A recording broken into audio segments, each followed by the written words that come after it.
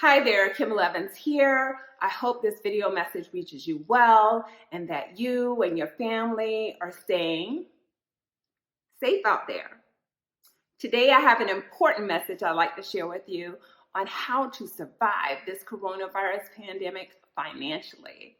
Hope you enjoy it. Before I get started, here's a brief introduction. My name is Kimbla Evans, and I'm a financial coach with over 20 years' experience helping everyday people turn their finances around. I'm also the author of the book, Get Your Money Right, The 7 Keys to Unlocking a Better Financial Future. Now let's get into this. The truth is, we don't know when this coronavirus pandemic is going to end or how long it will take the economy to rebound. And we can only control what's within our control. So here are some financial tips for these unbelievable times. Number 1, shift your mindset. This pandemic has changed the way we live, shop, and socialize.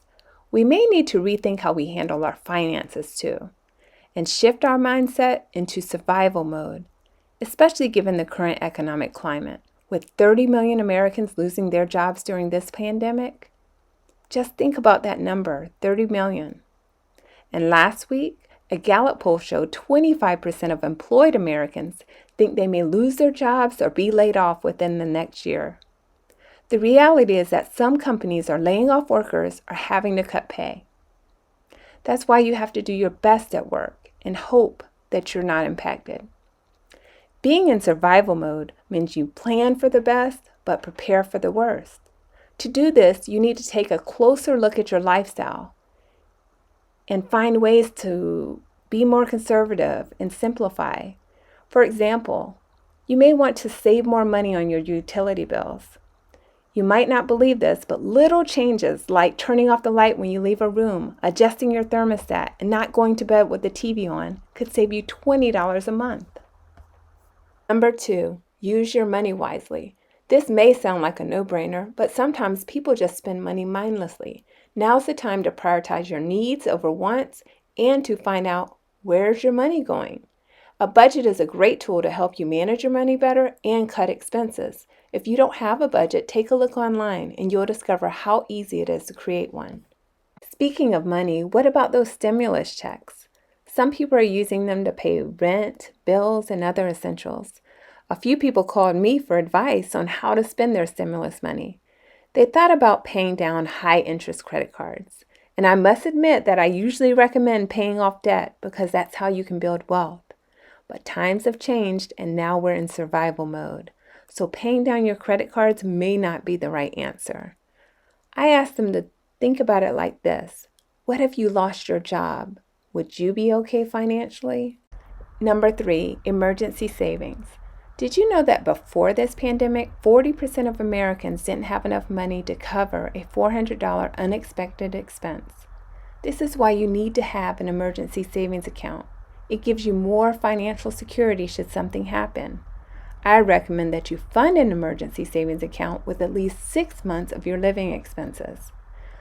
These living expenses include everything that you need to pay on a monthly basis, like rent, utilities, food, etc.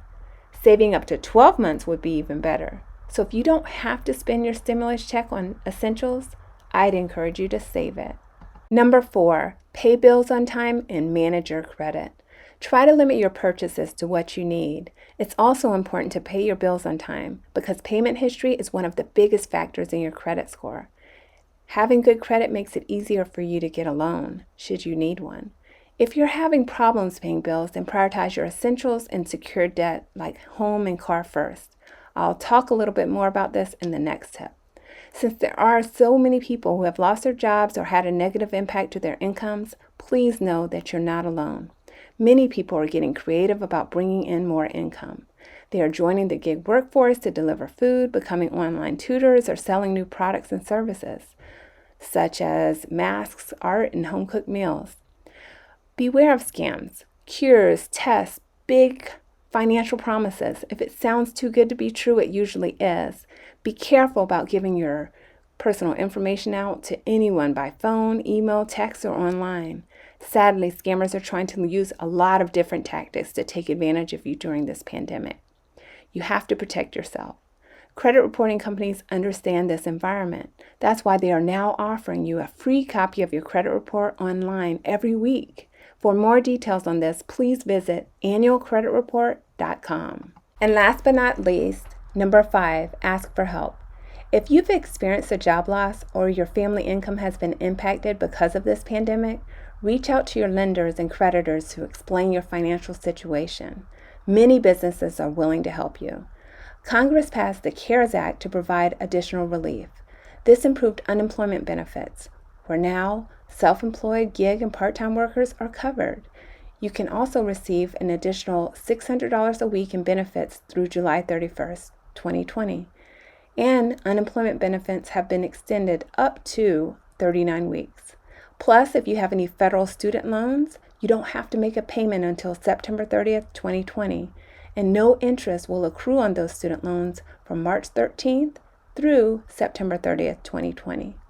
The CARES Act also provided some relief on mortgages. Contact your lender to find out what type of mortgage relief options are available to you.